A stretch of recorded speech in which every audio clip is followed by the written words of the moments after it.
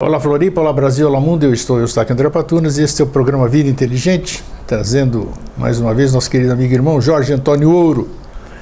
E hoje nós vamos falar sobre um tema interessante, né? O programa parece que é repetição, parece que tem uma coisa escrita, a gente faz sempre a mesma coisa, né?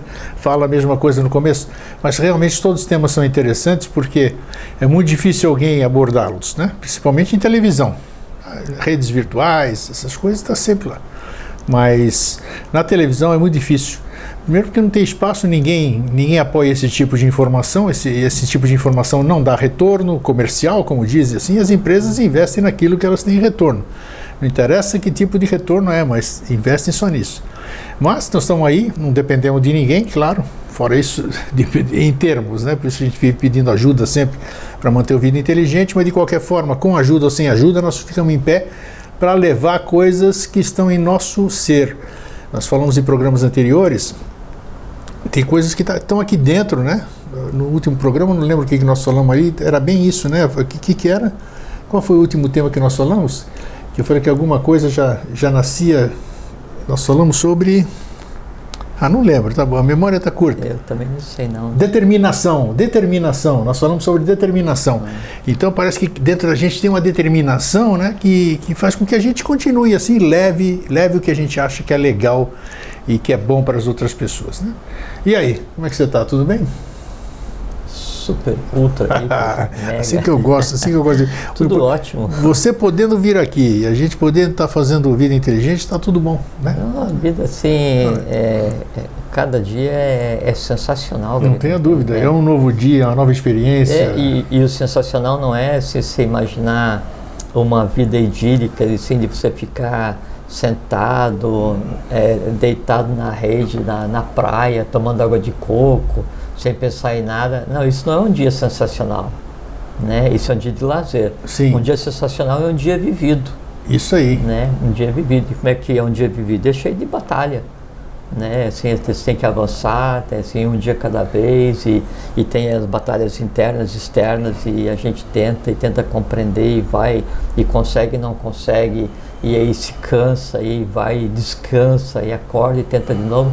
Então, cada dia é sensacional. Por quê? Porque são dias vividos. Nós fizemos esse programa recentemente também, num dos anteriores, um dia de cada vez, que nós falamos sobre isso, né? E se você for ver bem, é que a gente nunca faz isso, a gente nunca pensa nisso, né? Tem tanta coisa para pensar aí, só pensamos nessas coisas quando tem vida inteligente ou quando tem programa similar.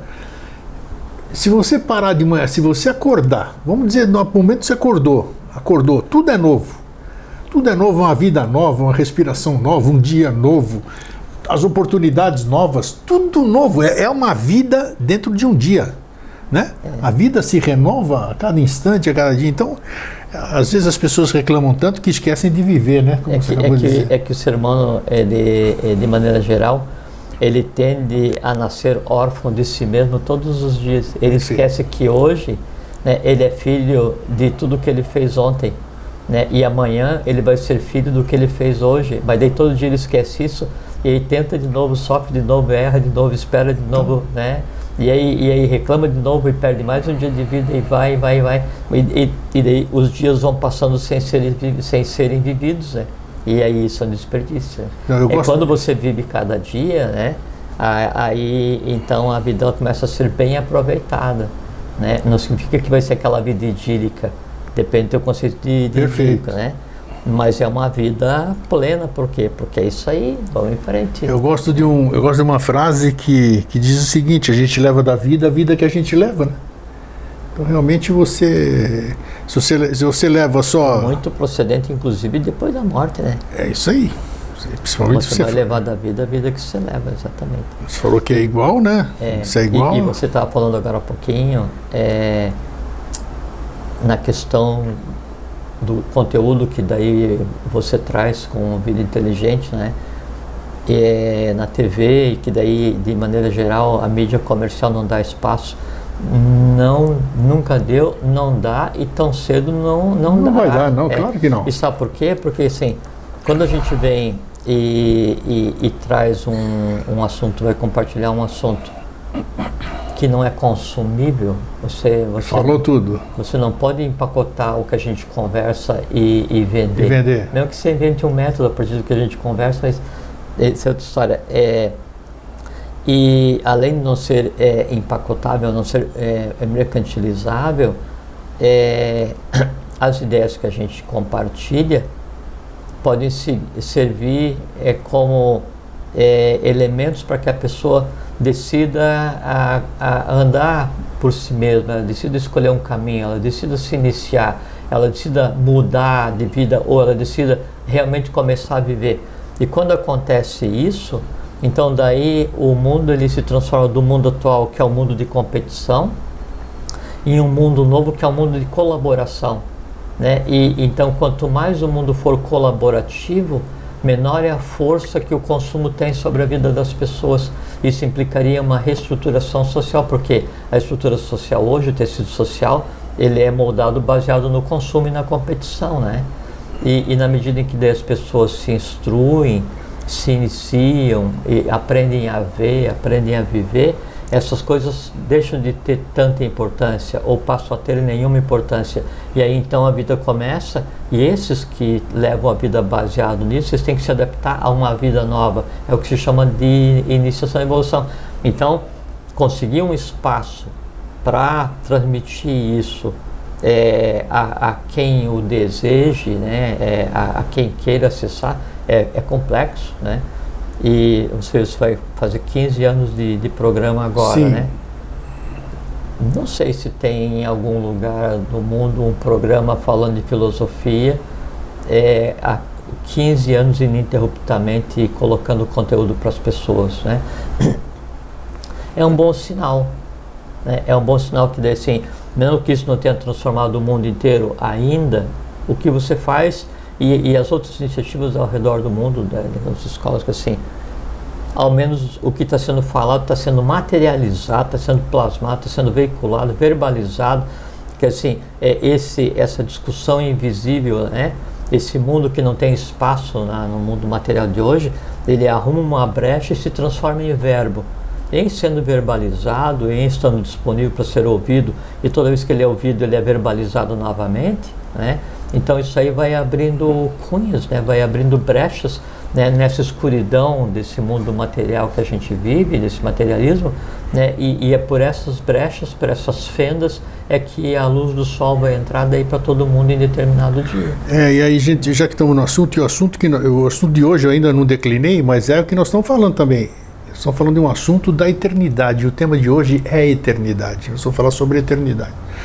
Mas o Vida Inteligente, inclusive, meu filho me chamou a atenção, o Fernando Pitti, que todos conhecem aí, né, que cuida da página no YouTube, ele disse que, porque os nomes dos nossos programas, os nomes que eu intuo, que me vêm por intuição, não são nomes comerciais também, você já percebeu isso, né?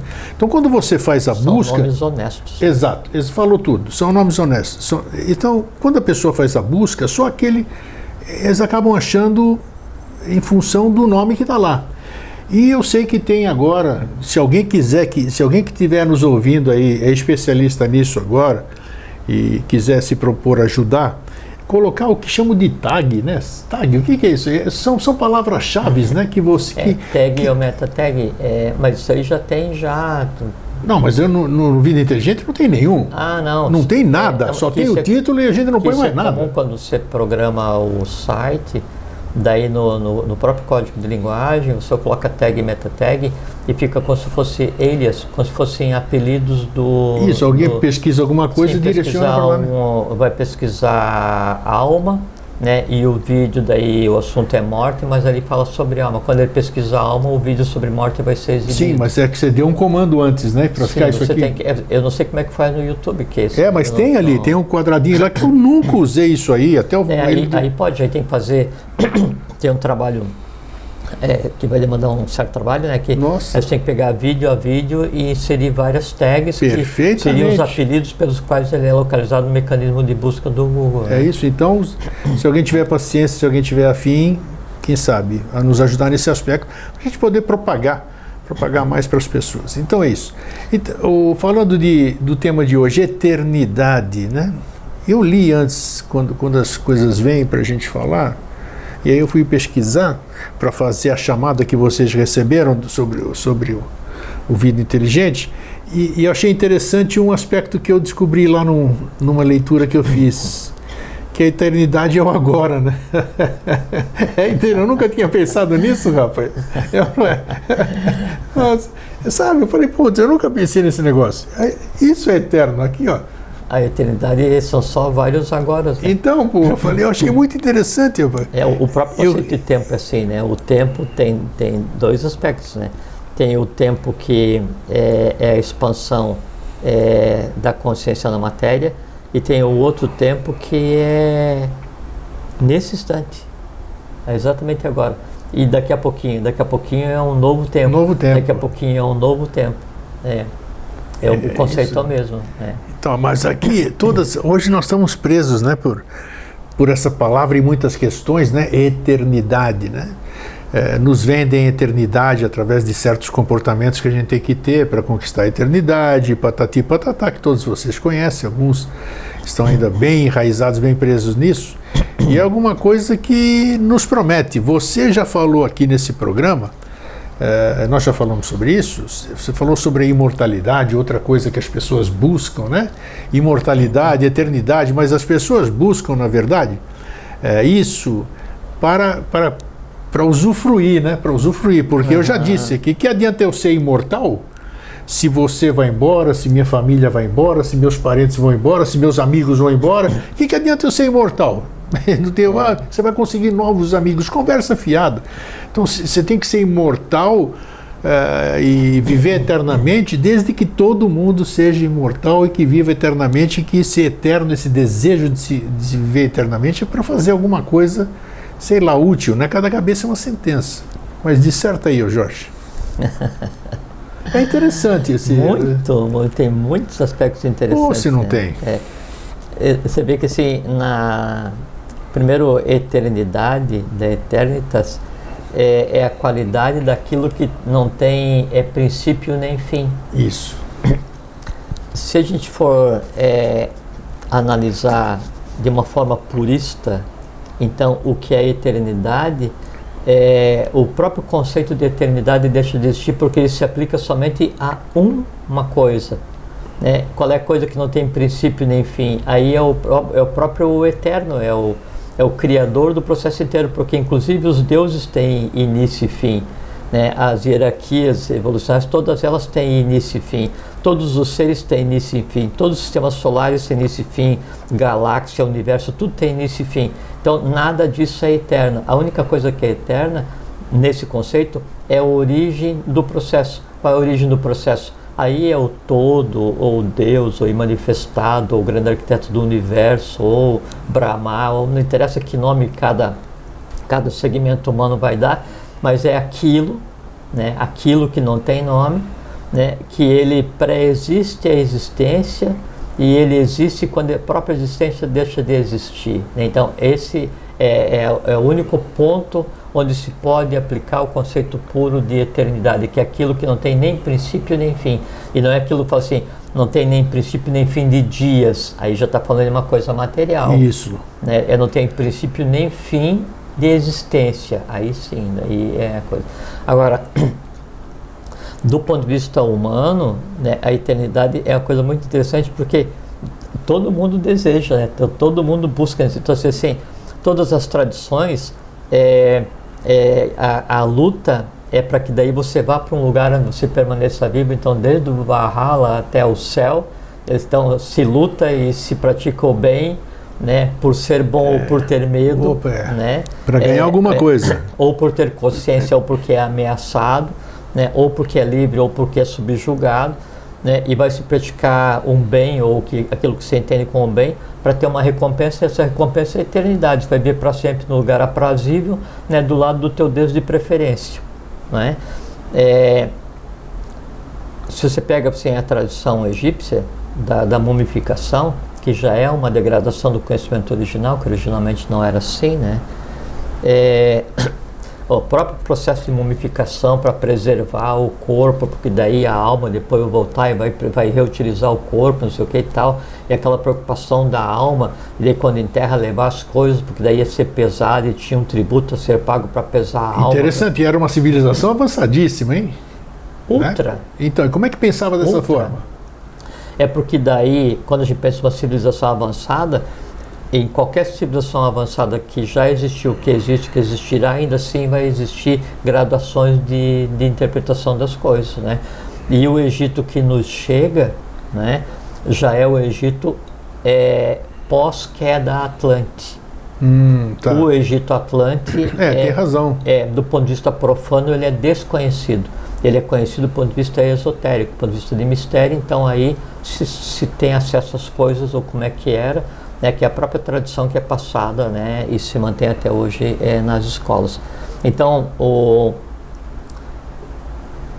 a prática e o conhecimento que vem já é degradado, né? É como você pega os Hopi, né, na América do Norte, né, os maias, incas, tecas, toltecas, 200 aimorés, quechas, todos eles têm uma tradição que remonta a uma origem, né? Todos apontam para a mesma ancestralidade, que é aquele local onde eles conseguiam, e uma vez por ano eles atravessavam um local mais estreito, chegavam na terra dos pais, né? E depois voltavam, e daí um ano eles foram, a terra dos pais não existia mais, tal. E aí as civilizações que a gente tem hoje como avançada, então você pega a civilização maia, a civilização inca, né? Daí, ainda assim já são civilização pós-queda Atlântica, então aquelas que caíram e tiveram que recomeçar com uma ajuda de um mais antigo, né? Então todas elas perderam a tradição. Nessa perda da tradição, a busca da imortalidade, né, e da eternidade, ela sempre foi praticada de acordo com os elementos que eles tinham. Então tentavam preservar o corpo, preservar a alma, criar ritualística, criar procedimentos. Com que objetivo, Jorge? Eles eram. Você tem algum acesso a esse tipo de informação? Vamos dizer, por que eles queriam? Eu tenho acesso. Então, sim, por que eles queriam? É uma curiosidade interessante. Pergunta de todo mundo. Por que ser imortal? Por que ser eterno? Para quê? Aí vem aquela questão que você falou. Então, vamos supor, se pega uma pessoa hoje e oferece para ela, não oferece, você dá para ela a imortalidade. Com quase toda certeza, não vou dizer com certeza, com quase toda certeza, ou muito provavelmente, esse presente vai se transformar em um martírio. Por quê? Não tenha dúvida. Porque essa questão, ele vai ver crescerem, né? Crescerem e desaparecerem filhos, netos, bisnetos, trinetos, tataranetos e todo, e a nação muda, e aí afunda a nação, e sobe a nação, e vem guerra e passa guerra, e ele ali vivo e vivo e vivo, e aí a única coisa que sobra é tentar atender os desejos, só que daí, ao longo do tempo, os próprios desejos vão tomar uma tônica nova, né? E não são mais tão simples de serem atendidos, até porque o desejo sabe, e o desejo vai estar de mão com a experiência da sua satisfação anterior, onde ele desejou tanto uma coisa e aquela coisa era perene, e quando a perenidade aconteceu, o sofrimento que veio depois pela ausência não compensou o período em que tinha. Então aquele próprio desejo ele começa a ser sufocado, e a vida passa a ser só uma série de medos. Por quê? Porque não está preparado para o conceito de imortalidade, não é nem eternidade, é para imortalidade. A imortalidade ela só tem sentido caso você tenha um estado de consciência tal que lhe permita viver a imortalidade. Porque se você pensar em viver a imortalidade do ponto de vista humano, seria muito mais próximo do conceito de inferno do que aquele que as religiões pregam. Sim. Então, e eles pensavam, eles tinham esse pensamento? Não, é que tradicionalmente, e aí vem a questão da tradição esotérica de todos os povos, né? A tradição esotérica de todos os povos sempre vai se aproximar de um relato divino. Sempre um ser, né, de hierarquia diferente veio, e como pai daquela raça, pai daquele povo, engendrador daquele povo, não interessa se Manu, o que seja, né, ele vem e aí traz uma série de valores e dá um impulso civilizacional muito grande, reestrutura a lei, ele é um exemplo de ser humano e de ser divino, e aí então se experiencia aqueles grandes momentos de paz na humanidade, de felicidade e tal, e aquilo passa a ser um protótipo, passa a ser um modelo a ser buscado. E aí todos os derivados daquela civilização, eles têm em si aquela ânsia no sentido de desejo, de buscar ser igual àquela referência que possuem. Né? E qual é que é a referência? Se é a divindade, a referência que eu tenho é que a divindade é imortal, então se busca a imortalidade. Mas pela história que nós conhecemos, todo mundo que passou por aqui padeceu da experiência morte, mas né? Aí é que está, é que as pessoas que daí compreendem esse conceito profano não vou falar de maneira pejorativa, profano é só aquilo que é professado profanum, né? Fora do tempo, assim, fora da iniciação. Então, quem se agarra no conceito profano de imortalidade, de eternidade, de divindade, a chance de se decepcionar é muito grande. Né? A chance de se decepcionar. Você veja que, assim, quando os europeus vieram para a América, mais recentemente, né, porque o mundo inteiro veio para a América desde sempre, né? É porque aqui na América era parte da Atlântida, né? E aí então eles vinham para a América Central, América do Sul, em busca do Eldorado, né?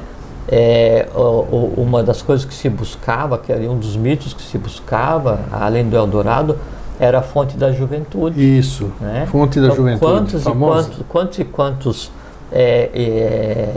seres não perderam a vida, né, em terras de América em busca da fonte da juventude. E a fonte da juventude existe ainda?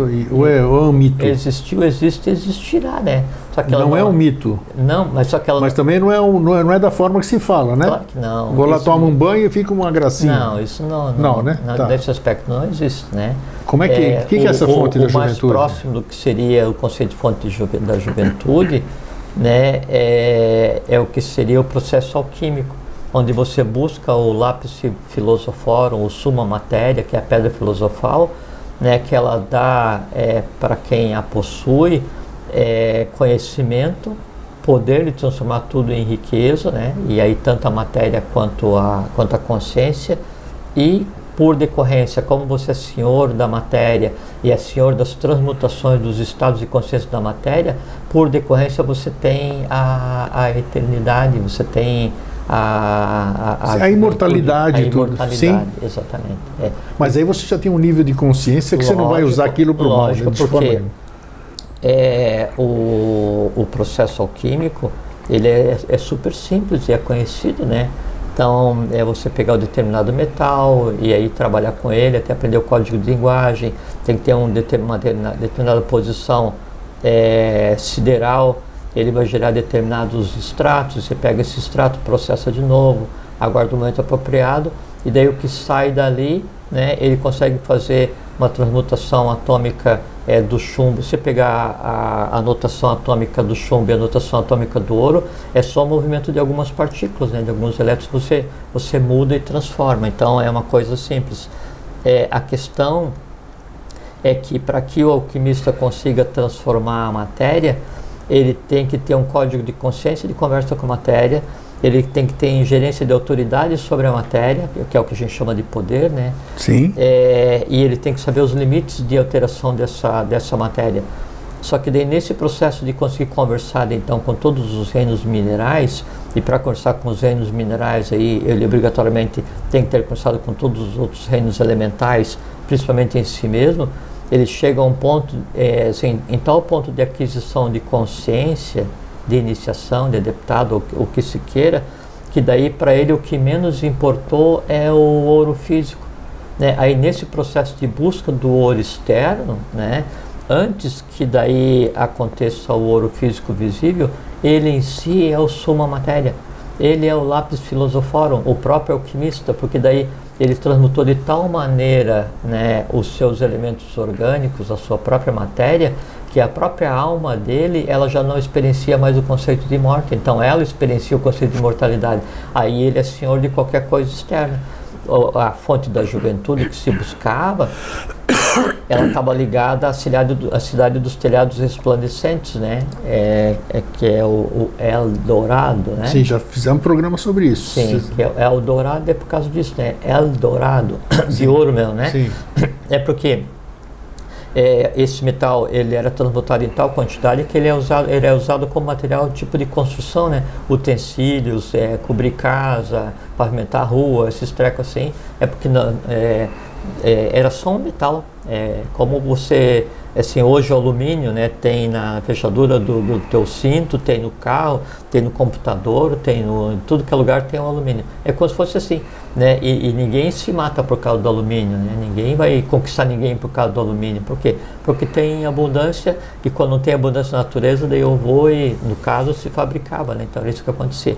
E o processo da fonte da juventude, então, ele não estava ligado, né, a um elemento água, e você se jogar ali a beber e aí ia ficar eterno. Isso. Não, é que a água que você bebe ali, por analogia, e por isso que são as águas universais. Então quando você bebe da água universal, que seria o quinto princípio, aí então você tem em si todo o conhecimento. Então quando você tem todo o conhecimento, a tua própria matéria ela é perene, né? Aí ela experiencia o conceito de imortalidade. Então, jamais eles iriam encontrar uma fonte da juventude da maneira como se fala, porque não existe, né? Mesmo se você pegar assim, vamos pegar uma água especial que veio no lugar especial, né? E aí vai ser dado a cada um para tomar um pouco dessa água especial. A complexão atômica daquela água é diferente porque ela foi engendrada em um local diferente, né? E ela vai ser dissociada no organismo de quem a bebe, que é o que acontece toda vez que a gente bebe água ou qualquer outro líquido, né? Ela é dissociada no organismo, mudar tudo. E ela tende a alterar o organismo. Não tenha dúvida. Alterou o organismo fisicamente, ótimo. Alterou o vital, ótimo. Mas se o vital não conversar com o astral e o astral com o mental, a pessoa tem um corpo físico especializado, né, com uma alma cristalizada, que não adianta de nada, é zero. Aí vem a minha pergunta. Todos bodhisattvas, avataras, Budas, todas essas pessoas que vieram por aqui, alguns eram curadores, vamos dizer? Depende do trabalho de cada um. Perfeito. Né? Mas nunca se ouviu falar aqui, vamos dizer, pelo menos na literatura, ou na literatura comum, nunca se ouviu falar de que esses seres tivessem feito uso ou tivessem essa condição de ter encontrado a fonte da juventude, isso que você acabou de explicar, e terem se transformado em seres diferentes, alquimistas, porque não necessariamente as tarefas são distintas, nem todo mundo então tem acesso, só vai ter acesso àquele que tem que trabalhar assim, se o trabalho, qualquer um de nós passa obrigatoriamente por um processo alquímico, que é o próprio processo de evolução no dia a dia, né? Um desses seres que você se referiu, ele tem um estado de consciência que é o objetivo de cada um de nós, né? Então ele não precisa ser ele em si um alquimista, porque ele já é o resultado de um processo que em si é toda a consciência a qual a gente espera um dia contemplar, né? Mesmo que assim, vou fazer um processo de meditação e tal, vou me transformar num yogi, num iniciado, num adepto que seja, para um dia experimentar o nirvana, né? Ou para um dia experimentar um estado de samadhi, não é? Eu vou e assim por um flash experiencio, e aí muda completamente a contemplação do universo. E aqueles seres que a consciência integralmente é isso, né? E esses que vêm para daí ajudar a humanidade, quando eles vêm e daí então se antropomorfizam, né? Eles não precisam experienciar a questão da eternidade, e não importa se vive 10, 20, 50, 80 anos, 100 ou 200, né, porque uma vez estando fora desse ciclo de renascimento e morte, uma vez estando senhor do princípio da imortalidade, ou contendo em si a própria consciência da eternidade, o número de vezes que vai existir, o tempo de existência, está ligado diretamente ao trabalho que tem que ser feito, só isso. Não muda nada. Às vezes o próprio corpo preservado vem, desce, é restaurado, sobe, essas coisas assim. Isso, olha quanta coisa vai puxando aqui, né? Você está falando isso aqui, você já falou aqui, me desminta se eu falar errado aqui, por exemplo, a gente vive ou reencarna, não sei o que, 777 vezes, mais ou menos isso. 90 e pouquinho, não vou dizer quanto a mais ou a menos, depende do teu... Depende. Muito bem, para eu, depois disso, eu sou eterno. Esses eternos que você disse, que já superaram, que já saíram da roda de Sansara, né, como eu falo assim, eles passaram por esses processos, então eles não precisam, já experienciaram todas as experiências do físico, né, vamos dizer assim, né? Que se não precisa... Em todos os estados de matéria. Exato, em todos os estados de matéria. Mas isso nem se aplica a eles, se aplica às hierarquias que nos antecederam, né? Sim. Mas isso não tem... Então, esses adquiriram a imortalidade, digamos assim? Sim, no conceito humano. No conceito humano, nesse ponto de vista. Plenamente, plenamente. Sim. O que a gente considera como imortalidade, quando digo conceito humano, é aquele desejo que a gente tem, e aí isso vem a questão do que a gente falou de Nietzsche, que ele falou,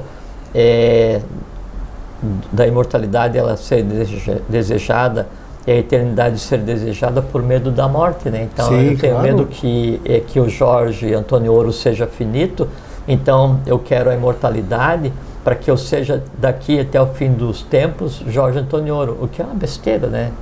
É o tipo do desejo inútil, né? Então daí esse medo de que a persona venha a desaparecer é que motiva, o que leva a busca da imortalidade, a busca da eternidade, a busca da perenidade, e por trás disso está só o medo. Quando alguma coisa que você vai fazer, assim, o que te move é o medo, pode esquecer que você não vai para lugar nenhum. Não, é a mesma coisa assim, isso é verdade. Você vai estar em um processo alquímico, né? E você vai estar lidando com a essência do ouro, da prata, e cada metal corresponde a um planeta, uma força cósmica, uma porção de coisa. E aí você não tem como fingir para aquele processo que você é bom, né? Se você ainda não está pronto para aquilo, você não tem código de linguagem, porque só quem não vê o outro, né, somos nós mesmos. Então, assim, eu não, vamos supor que eu não, vamos supor não, eu não vejo o outro, né? Mas daí isso é uma limitação do estado humano em que a gente se encontra, porque a gente ainda está desenvolvendo todos os sentidos, né? E por exemplo, a permeabilidade, uma porção de coisas. Aí como eu não vejo o outro, eu penso que da mesma maneira eu posso esconder as coisas, da mesma maneira como eu escondo do outro que eu não vejo, porque ele também não consegue ver nada, eu consigo esconder do tudo, de todo, do universo. Não, tremenda mentira. Não, tudo que eu faço, ele está na vitrine para todos, para todo o universo, né? Menos para os seres humanos que ainda dependem dos 5 sentidos. Então, só quem não nos vê somos nós. Tudo o resto nos vê translucidamente a cada segundo. Então, não tem como eu ir fraudar um processo, né? Então, você vai em um processo de iniciação, vai fazer uma atividade templária, uma ritualística, que nome se queira dar, depende da religião de cada um, ou da ordem de cada um, ou da escola de cada um. Você vai fazer uma atividade templária. O fato de você colocar uma roupa, ou você colocar um adereço, né, ou você falar alguma coisa, não muda o fato, né? Não muda o que você é. E enquanto você não for realmente único, no sentido de uno com as coisas como um todo, e tiver conquistado um código de linguagem com o ambiente, com o meio, com o universo, com o invisível, para que daí você seja totalmente transparente, translúcido, permeável a tudo e a todos, né? Então aí você não consegue ver o meio onde você está inserido. E aí qualquer processo que você vai tentar nesse sentido, ele é inútil porque não tem código de linguagem, é como se fosse uma ameaça, uma coisa assim, por que as pessoas vão, assim, se vê muito escrita sobre elementais, né? Sim. 999, não sei o que por cento é bobagem, né? Assim, fantasia. Não, e não é só que é fantasia, é que o que escrevem a respeito é errado, né? Inclusive, quando a gente vai falar sobre um elemental da Terra, a gente logo imagina um duende, um gnomo, né? Essas coisas, claro. E veja assim que é uma coisa assim, muito infantil, mesmo daqueles que se dizem assim, esoteristas e pesquisadores, porque aquela forma que aquela energia toma, que aquele elemental toma, ela já é antropomorfização da expectativa que foi criada.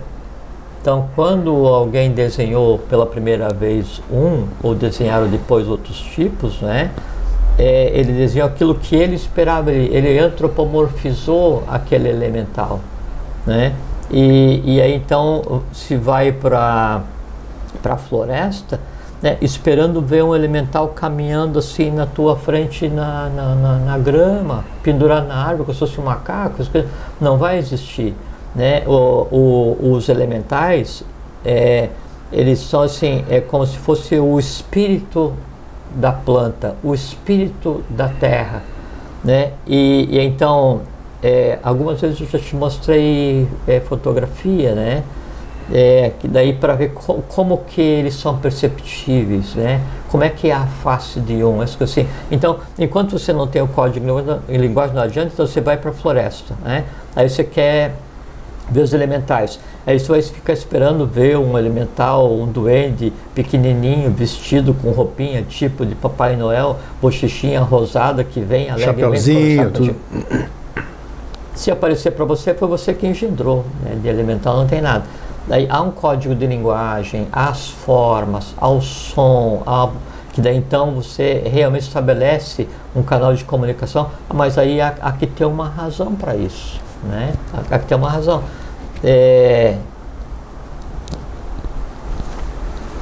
Não se pode explorar, não se explora o invisível.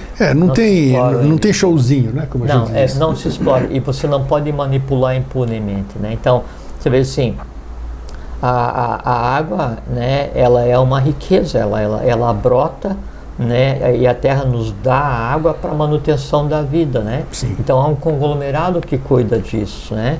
Da mesma maneira, os minerais que daí o ser humano vai assim, arranca uma montanha inteira e mata todos os seres dessa montanha, mata todos os seres vegetais, animais e minerais, né? Então há assim, hoje a gente se preocupa com os gatos, os cachorros, as aves, né? Mas a mortandade de seres no reino mineral é gigantesca, porque os caras vão e devastam uma montanha inteira para espremer a montanha e tirar um pouco de metal, né? E então todas aquelas inteligências que sobreviviam ali, elas são trucidadas, né, para serem espremidas para tirar. Então você quer ir procurar uma riqueza qualquer na floresta, né? Todas as riquezas, elas são também vitalizadas, e aí se tiver o código de linguagem, essa riqueza ela vai ser exteriorizada, externada, ela vai ser cedida a você, para que você faça bom uso, né? E aí se aplica a questão lá da fonte da juventude. Mesmo que existisse, né, uma água revitalizadora, que agregasse mais 100 mil anos de vida para quem a tomasse, tudo, ela seria dada somente a quem tivesse um estado de consciência tal, né, que ele chegaria, contemplaria e agradeceria e não tomaria. Por quê? Porque ele já estaria no mesmo nível que aquela água daria. Não precisaria tomar. Então a busca pela eternidade, pela imortalidade, pela juventude, permanência, coisas assim, e tanto que você vê assim, daí o nome da fonte não era a fonte da consciência, né? Era a fonte da juventude. Então exato. você queria, as pessoas queriam ser eternas, mas eternas jovens. Para quê? Para aproveitar a vida, porque imagina se daí o jovem consegue ficar jovem, né, por 1 milhão de anos, imagina quanta festa ele não vai participar. Esse raciocínio tacanho, né, é que impede o ser humano, né, de ser sequer alfabetizado com relação a conversar no universo no qual ele está inserido.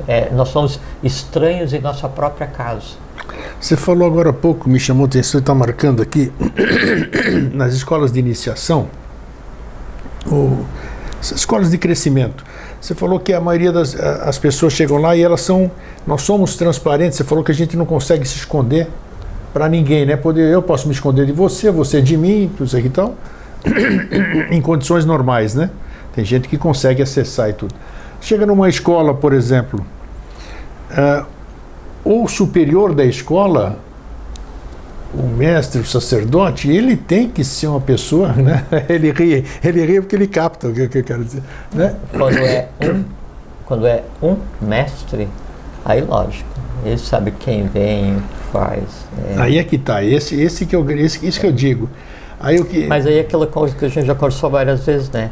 Então, às vezes a pessoa vai para uma escola qualquer ou para uma religião, não importa qual seja o caminho de cada um, e a pessoa ela é especializada em tomar nuvem por Juno, né? Que assim, em confundir as coisas, né?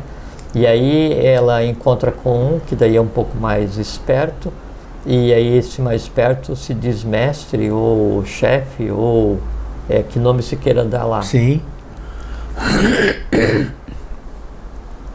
Se a pessoa não estivesse procurando aquilo que aquele cara tem para oferecer, ela não teria sido enganada. Assim, estou andando no mercado, né? Aí o cara fala assim para mim, olha, tem aqui um telefone para te vender do recém-lançado e tal, né? Te vendo por 200 unidades financeiras, 200 de dinheiro. Se for verdadeiro, é ato de ilícito. Se for falso, eu vou ser enganado. Mas se eu vou comprar o falso pensando que era verdadeiro e depois eu vou ser enganado, é que a minha desonestidade ela era de tal forma que fez com que aquilo que o cara ofereceu me fizesse pensar a respeito e eu fosse tentado a comprar sabendo que era ilícito, né? E depois eu reclamo porque o cara me enganou. Não, ele não enganou você, ele enganou um desonesto. Só que daí ele é um desonesto esperto. Você é um desonesto pouco esperto. Por quê? Porque você foi enganado por aquele.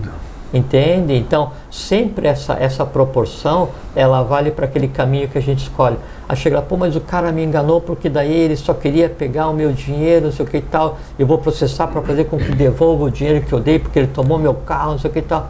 Tá, mas é o seguinte, mas como é que você foi parar lá ao alcance da mão dessa pessoa? Como é que você foi parar nessa religião, nessa escola, nessa filosofia, nesse grupo, o que te move, o que tinha em você, qual era o caminho mais fácil que você queria para chegar rapidamente, né, a ponto de estar com o ouvido aberto para quem te ofereceu um caminho rápido que não existe. E não existe atalho. Na iniciação de verdade, é isso que eu ia te falar. O caminho para a imortalidade não tem atalho. O caminho para a compreensão não tem atalho, a iniciação não tem atalho, o adeptado não tem atalho, a vida não tem atalho, né? Se você vai tomar atalho, né, é porque daí você está suscetível a quem te ofereceu fumaça, né, vendedor de fumaça. Aí fazer o quê? A culpa é dele que te ofereceu? Não, a culpa é de você, porque ele não te levou de arrasto lá para dentro.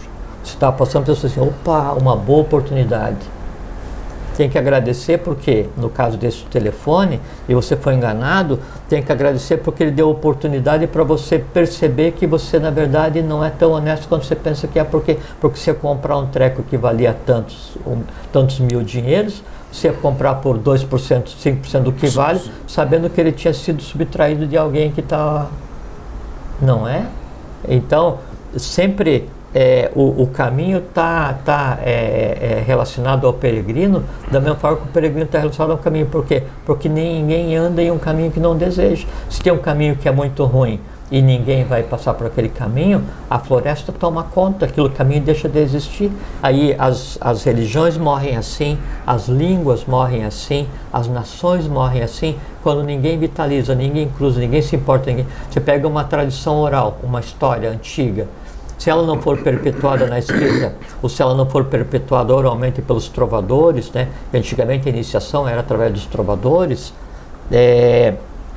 ela morre por quê? Porque ela não é vitalizada. Por isso que se busca a imortalidade. Então se fala assim hoje, o imortal da Academia de Letras, né? Por que se chama de imortal, como se nomeia dessa maneira? Ou então, assim, pega Beethoven. Beethoven é um imortal da música, né? Pega Einstein. Einstein é um imortal da ciência. Pega Platão. Platão é um imortal da filosofia, né? Por que se chama, se atribui para esses... não dá para chamá-los de imortais, para esses seres humanos? Por que se atribui o título de imortal? Por quê? Deixaram um legado... Todas as vezes, porque quando ele viveu, ele construiu uma alma, e nessa alma dele é que está aquilo que ele engendrou, que ele pariu. Onde é que está a Nona Sinfonia? Na alma de Beethoven.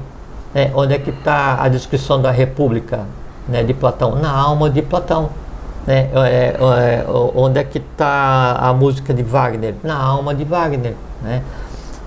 Quando alguém vai ler aquele escrito, compreender ou pensar a respeito daquele escrito, quando vai ouvir a música e compreende aquela música, toda vez que ele faz isso, ele está vitalizando a alma. Então, por isso é imortal, porque realmente a alma deles, enquanto alma, adquire imortalidade. Enquanto consciência não, mas eles nem precisavam, porque já era uma consciência diferente. Entende? Então, enquanto eu não tenho um código de linguagem adequado para compreender o processo, eu sou refém dos processos. E aí eu fico buscando juventude. Exato. A mesma coisa se aplica com relação à saúde, né? Uma ausência temporária de um estado harmônico de equilíbrio é o que a gente chama de doença. Um estado harmônico de equilíbrio é o que a gente chama de saúde. Saúde é deixar que as coisas funcionem como elas são. Por assim,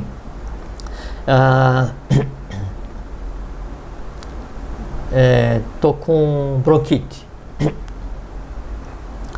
e vou tomar um chazinho para melhorar da bronquite. Qual é que é a magia do chazinho? Por que o chazinho vai funcionar? É porque a inteligência daquela planta, ela faz parte da inteligência do teu pulmão. E a bronquite é uma doença respiratória, é uma perda temporária da inteligência de determinada parte ou função do pulmão. Quando eu pego aquela inteligência ainda fresquinha, pura, externa, e misturo com aquela mesma inteligência que está dentro do meu sistema, ela tende a restabelecer. Assim que funcionam as coisas, né? Pode ir. Interessante pelo que você está falando, e é interessante a gente chamar a atenção. Você está sendo feliz em mostrar a imortalidade e mostrar que nós pensamos em imortalidade a nível de vida, né? Quero viver. A nível de persona. E ela é o Jorge quer ficar Jorge até que o universo acabe, porque é uma bobagem, né? E a imortalidade é um negócio muito mais amplo, né? Não, e veja que é uma bobagem, que assim, vamos supor que daí o o grego se iniciou, passou a vida, trabalhou, tudo, aí chegou no final da vida, né? E aí, de tanto trabalhar pela humanidade, não sei o que e tal, e veio como ajudante do mestre em determinada época, não sei o que e tal, desenvolveu o corpo causal que confere a persona do Eustáquio a imortalidade, né? Então, aquela alma, ela não passa mais pelo processo da morte e ela está una com a própria individualidade. Ainda assim, quando chega, isso que é uma coisa muito interessante, quando chegou ao ponto de a alma, a persona, adquirir o que se conceitua como imortalidade, ou experienciar o que seria eternidade na matéria, né, ela em si já há muito perdeu o interesse pelo nome dela. Então, no dia em que o Jorge, o grego ou vocês experienciarem a imortalidade, contemplarem a eternidade, né, mesmo o Jorge, mesmo o grego, mesmo cada um de vocês sendo perene, o Jorge, o grego, ou o nome de cada um, já não tem a menor importância. Menor significado. Porque nada que te motivava, nada que compunha a tua estrutura, né, psicomental, né, que é as emoções e o conhecimento, nada disso é mais como era antes. Por quê? Porque toda a matéria que te compõe, ela teve uma foi sublimada, mudança, digamos assim. Perfeitamente. Uma mudança de estado de consciência, que é sublimação, que é a abertura daqueles canais que separam um plano do outro e uma transformação da matéria. Daí vai chegar um ponto em que, assim, daí o adepto iniciado, ele é perene enquanto persona, né? Mas daí aquilo tem tão pouca importância que daí ele some do cenário humano e volta, E ele sabe que daí ele é Eustáquio, mas ele volta como José, volta como Antônio, volta como Luiz, volta como Ana, né? E vem, vai, trabalha, vai. Entende? Porque há um processo assim de desapego com relação aos liames, né, que nos mantém enterrados na matéria, e que impede que a gente olhe para compreender como o mundo acontece. Quando esse processo acontece, né, aí então a gente não precisa mais nem compreender o que é eternidade, não precisa compreender o que é longevidade, porque a gente está disperso nesse próprio plano, nessa própria realidade. Tem muita coisa para a gente, tem muita coisa que, como é que se diz? Ainda muita coisa precisa se espiritualizar e muita outra coisa precisa se materializar. Perfeitamente, né? Porque se não houver a materialização do espírito, se não houver a espiritualização da matéria, a iniciação não acontece. Eis a questão. E então, assim, é por isso que a gente várias vezes conversou, não adianta eu pegar hoje me afastar da humanidade como um todo, largar, não conversar com mais ninguém, né? E aí ir numa caverna e achar que eu vou ter que esperar ficar pronto para um dia vir transformar a humanidade. Não vai acontecer. O oposto também não acontece. Então, hoje a evolução, ela se faz em conjunto, ninguém fica para trás, né? Porque não há mais meio termo, a humanidade tem que passar por um novo ciclo, né? Se tiver um no ciclo passado, a humanidade não passou. Não passa, e a humanidade exatamente. inteira, menos um, espera que aquele um tome consciência. Porque a gente tem que ter hoje muita paciência para que a coisa aconteça, né? E aí essa compreensão do que é verdadeiramente a eternidade, do que é a imortalidade, do que é a perenidade, do que é a consciência, do que é a persona, como é que você se relaciona com o meio, como é que você interage, como é que você se apropria do meio, essas coisas assim, ela tem que ser adquirida. Ela tem que ser adquirida. Tipo assim, quando eu vou e danifico o meio, através de um pensamento, de uma emoção, de um instinto, de um ato, de uma palavra, alguma coisa assim, né, eu estou ofendendo parte de mim mesmo. Por quê? Porque eu estou disperso no meio, né? A gente conversou várias vezes, né? Assim, é como um conjunto de peixes em um aquário, né? E aí um peixinho daí tem antipatia pelo outro que vive lá no cantinho, mas não se mistura. E aí esse peixinho que é mais assim entusiasmado, né, ele vai e joga vinagre na água, né, lá perto do peixinho que está isolado, para prejudicar ele.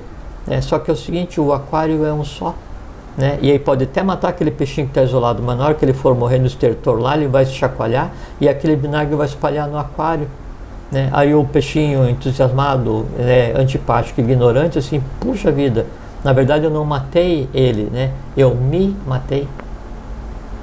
Isso acontece direto, né? Acontece porque toda vez que você pega e projeta um pensamento, uma emoção, uma ação, um instinto, né, de baixa estirpe, né, mais denso, e você joga no mundo, você está poluindo o aquário onde você vive, você está respirando aquilo que você produz. Você pensa que vai dirigir com relação ao outro, dirigir ao outro, ou vai produzir com relação ao outro, mas não, você vai respirar isso e mais, né? Enquanto esse teu filho caótico está indo prejudicar os outros, né? Ele está ligado e se alimentando de você, e vai chegar um tempo em que ele vai se cansar de andar e vai voltar com todos os ódios os quais ele gerou, né? De volta e entregar tudo de bandeja para você, né? Assim, você manda um filho plantar escorpião, né? Filho planta escorpião, mas se fosse possível, né? Sim. Filho planta, mas vai e planta lá no terreno do vizinho, né? Só que daí na volta, né, o escorpião vai seguir sempre o pai dele, né? E o pai de cada escorpião é aquele que foi semeando, né? E aí o pai de cada escorpião vem e entrega, olha, agora toma que todos esses são teus netos. Por quê? Porque são meus filhos caóticos e eu estou te devolvendo agora, se vira, né? Aí todos os escorpiões vão querer se alimentar. Semeadura livre, colheita obrigatória, né? É bem isso, né? E você planta maçã, não nasce pêssego. Não. Né? Então, esse que seria o aspecto interessante de se compreender com relação à eternidade. A eternidade, do ponto de vista literal, a eternidade humana, né? A imortalidade, mas principalmente compreender o porquê que isso foi um desejo para a humanidade, e compreender o seguinte: independente de qual seja a divindade, independente de qual seja a hierarquia, mesmo sendo imortal, não é eterno. Por quê? Porque vai chegar um ponto em que mesmo o mais alto Deus, a mais alta divindade, a mais alta hierarquia vai se fundir junto com cada um de nós em um ponto que não é nem matéria, é pré-matéria, substância onde não existe ainda nem espaço. Então, para que ser desse jeito? Sim, mas precisa ter um mínimo de consciência, né? Como a gente falou. Tem que levar a vida pacificamente. Opa, estamos bem, estamos. Começamos 114, estamos 210, né? 218, mas tá bom. O que eu ia te perguntar para a gente finalizar? O que acontece, porque aqui, apesar de a gente ter um monte de coisa errada e fazer plano dessa coisa, vamos fazer uma simulação de uma escola. Eu vou numa escola, a gente sabe, tem o professor, tem o diretor, lá tem lista de chamada, eu sou suspenso se eu apronto alguma coisa, uma série de coisas. Então existe uma disciplina, por pior que seja. Aqui nós temos uma disciplina, temos uma hierarquia, uma disciplina e que funciona, quer queira ou quer não. E se eu não estou legal lá, o que acontece? Eu sou expulso, eu sou colocado para fora, vai procurar sua turma, vai procurar outro lugar, tudo isso aqui. Por que isso não? Dentro da minha ignorância, do verbo ignorar, por que não existe esta fiscalização a outro nível, digamos assim? Eu tenho certeza que a humanidade seria muito mais celere se existisse um tipo de disciplina dessa forma. Porque a lei é assim, a lei não sei o que, a gente fala muito na lei, mas a lei parece que ela não age dessa forma. Tem aquelas filosofias, né? Aqui se faz, aqui se paga, porque isso, porque aquilo, mas é muito blá blá blá e não existe essa execução como existe no nosso cotidiano aqui. Eu já falei, aprontei, vou preso, eu vou ser expulso, vou ser suspenso, tudo isso aqui. Quero saber, me dá uma segurança, me dá uma prova, e o que você quiser fazer, para a gente encerrar aqui. Dos imortais, ou vamos chamar do que seja lá, dos eternos, agindo sobre essa humanidade que precisa de disciplina. Nós estamos dentro de uma escola, a escola da vida, e que tem que ter alguém regendo por nós. Tem que ter regente, porque se eu sou estudante, se eu sou adepto, se eu sou discípulo, se eu sou, seja lá o que for que você me chama, ou que somos chamados, tem que ter nossos mestres, tem instrutores. No momento, Grego, que daí nessa tua escola você transforma a liberdade na educação, na disciplina, na educação, já não é mais educação. Como é que é? No momento em que você transforma a liberdade na educação em disciplina na educação, sim, né, já não é mais educação, porque a educação ela pressupõe que daí a pessoa que está sendo educada, ela vai amadurecendo, né, e junto com esse processo de amadurecimento vem a compreensão. Então se você tivesse um universo onde houvesse hierarquias de feitores, né, onde no menor deslize a chibata viesse. Teve uma vez um filme antigo, Minority Report. Sim, o nome é Minority Report. Onde daí a sociedade ela estava organizada de tal maneira que daí o indivíduo, se ele pensasse em praticar alguma coisa, quando ele terminava de pensar, a polícia estava na porta dele para levar ele preso. Que legal. Você já pensou? Maravilha, pô. É engraçado. Ia vigiar o pensamento. Então, porque daí ele era um potencial lesivo para o tecido social. Então ele é retirado de circulação por ter pensado em fazer alguma coisa, não que pensasse em alguma coisa. Não tem a menor utilidade do ponto de vista evolucional, né? Seria um caos social uma coisa aqui, por mais aparente que fosse a normalidade. Então, se não houver liberdade na educação, igualdade na justiça e fraternidade na economia, não acontece. Então, o universo é fraterno com relação às coisas materiais, sim, porque todos têm acesso a tudo, em termos de conhecer, visualizar, andar, experienciar, ver, nada é. Há igualdade na justiça? 100%. Isso se chama karma, né? E o karma não pune, o karma equilibra, tá? E a liberdade na educação, sim, porque livre-arbítrio.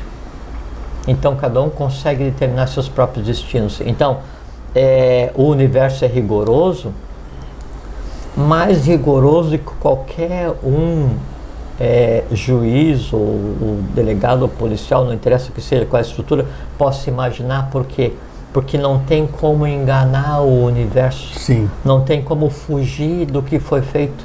Não tem como equilibrar o que foi feito. Mas não tem fiscal, não tem coisa nenhuma. Não, aí é que está. O fiscal é como se fosse assim, se no aquário o equilíbrio fosse dado pela própria água. Então, por mais que o peixe tente se esconder em algum canto, ele ainda está imerso naquela água. Que é o nosso caso. Esse é o rigor. Nós estamos imersos no universo. Nós somos parte do universo. Então, quando a gente cria um desequilíbrio, esse equilíbrio vai ter que ser resolvido. O que acontece é que daí a divindade e o universo, e Deus, se quiser chamar, né, ele não existe para o meu prazer.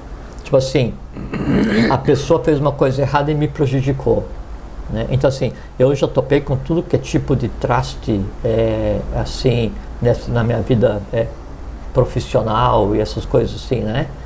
E daí fui enganado, logrado, mentido. Fazer o quê?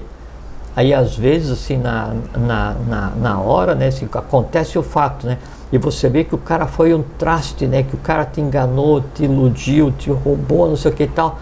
Daí, se o universo fosse atender a tua demanda, aquele cara ia ser fulminado naquele minuto. Ah, pode ter certeza. Sim, mas daí aí você de vítima se transformava em assassino. Sim, é isso mesmo. Entende? Então, aí aquele que produziu o desequilíbrio, ele vai ter que equilibrar de novo, ou depois de um ano, de 5, de 10, de 50, ou na próxima. Então, o universo não existe para nos dar prazer às nossas vinganças. Tem razão. Entende? É aquela coisa assim, você vê o movimento de uma peça de xadrez, você fala assim, putz, mas que jogo chato. Você não compreende o jogo, né? Então, a questão é o tempo no qual a lei é duramente aplicada. Eu queria que fosse agora, já, para eu ver ele ali no chão pedindo misericórdia, porque ele não devia ter.